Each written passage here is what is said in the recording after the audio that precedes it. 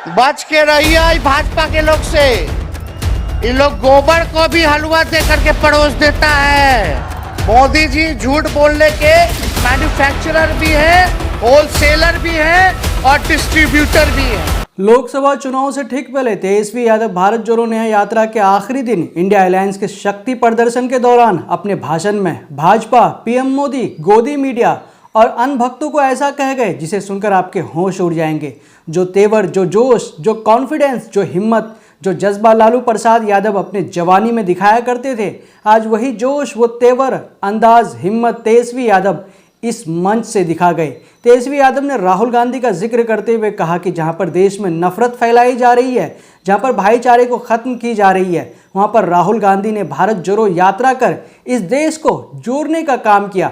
इसके लिए हम उन्हें तहे दिल से शुक्रिया अदा करते हैं। उन्होंने आगे कहा कि हमारी व्यक्तिगत लड़ाई मोदी जी से, अमित शाह जी से नहीं है, बल्कि उन विचारधारा से है जिन्होंने हमेशा से देश को बांटने का काम किया हो, जिनका आज़ादी में कोई योगदान नहीं रहा हो, जो तिरंगा नहीं फहराया हो अपने दफ्तर में, और आज वो कहते हैं कि हम सबसे बड़े देशभक्त हैं। मेरा मानना है कि देश में अगर सबसे बड़ा दुश्मन है तो वो बेरोजगारी है, महंगाई है और गरीबी है। आगे उन्होंने कहा कि मैं अपने पिताजी का संदेश लेकर आया हूं। डॉक्टर ने उन्हें कम घूमने के लिए कहा है, लेकिन लालू जी अभी भी तैयार हैं मोदी जी का दवाई करने के लिए। लालू जी का बाल पक गया इनसे लड़ते लड़ते, लेकिन वो डरे नहीं, झुके नहीं। और आगे उन्होंने भोजपुरी में, मुंबई में काम कर रहे अपने बिहार के भाइयों से कहा कि आप बच के रहिए इन बीजेपी के लोगों से, वो गोबर को भी हलवा देकर परोस देते हैं, ये इतना झूठ बोलते हैं। उन्होंने पीएम नरेंद्र मोदी पर भी हमला करते हुए कहा, नरेंद्र मोदी प्रधानमंत्री है,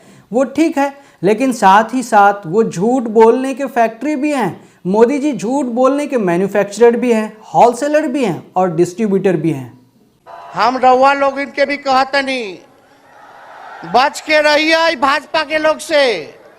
इन लोग गोबर को भी हलवा दे करके परोस देता है। इतना झूठ बोलते हैं।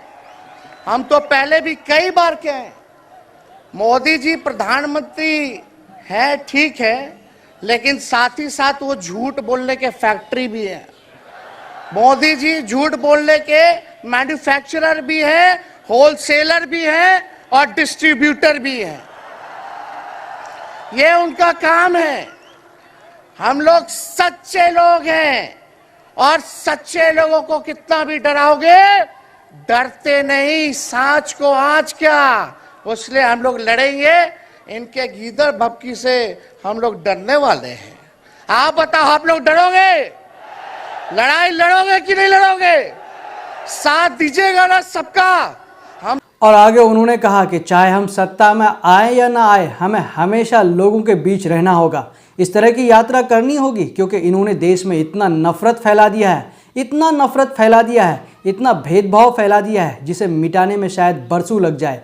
यहाँ तक कि उन्होंने प्रधानमंत्री को दो चैलेंज देकर कहा कि क्या प्रधानमंत्री जी इस बात की गारंटी दे सकते हैं कि चाचा फिर से पलटी नहीं मारेंगे। और उन्होंने प्रधानमंत्री नरेंद्र मोदी से ये भी पूछा कि 17 महीने में बिहार में हमने लगभग 5 लाख लोगों को रोजगार देने का काम किया, तो क्या प्रधानमंत्री मोदी जी बता सकते हैं कि 10 साल में उन्होंने भारत में कितने रोजगार देने का काम किया? अरे महाराष्ट्र में तो कम से कम विधायकों को ले गए, बिहार में तो हमारे चाचा को ही हाईजैक कर लिया। बड़ा सुनते हैं मोदी जी, बार बार कहते हैं कि मोदी जी की गारंटी जो है सबसे मजबूत वाली गारंटी है। हम मोदी जी को चैलेंज करते रहे, मोदी जी सबसे पहले, बाद में जो गारंटी देना, लेकिन अगर मेरा चाचा का गारंटी देके दिखा दो पहले कि वो फिर से पलटेंगे कि नहीं पलटेंगे।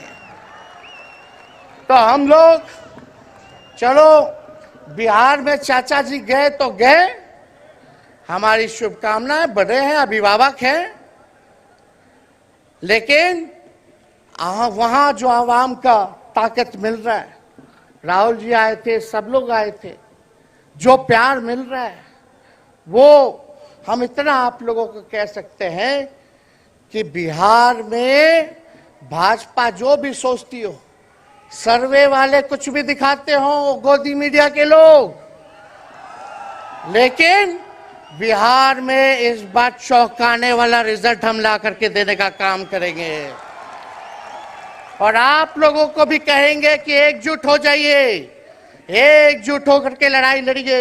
ये मोदी जी क्या बोलते हैं, 2 करोड़ हम मोदी जी को चैलेंज करके बोलते हैं। 17 महीने केवल डिप्टी सीएम हम बिहार के रहे, 5 लाख लोगों को सरकारी नौकरी दिया। मोदी जी अपने 10 साल में भी 5 लाख क्या कितना नौकरी दिए ये बता नहीं सकते। चैलेंज देते हैं, कितना सरकारी नौकरी दिया। सबसे ज्यादा बहाली रेलवे का आता था, सब चीज प्राइवेटाइज कर दिया गया, खत्म कर दिया गया। आर्मी में आता था, उसको जो है क्या किया आप सब लोग जानते हैं, कॉन्ट्रैक्ट पे सारा चीज कर दिया गया। तो जी हाँ दोस्तों, तेजस्वी यादव के इस 11 मिनट के भाषण के बारे में कहा जा रहा है कि इसके चलते भारतीय जनता पार्टी की बेचैनी बढ़ सकती है, लेकिन वहीं पर दूसरी तरफ तेजस्वी यादव के लिए भी मुश्किलें बढ़ सकती है। उनके ऊपर एक्शन लेने की आशंका जताई जा रही है। तो दोस्तों, तेजस्वी यादव से जुड़ी खबर के बारे में फिलहाल इतना ही। जब तक के लिए हम आपसे लेते हैं इजाज़त। जय हिंद, जय भारत।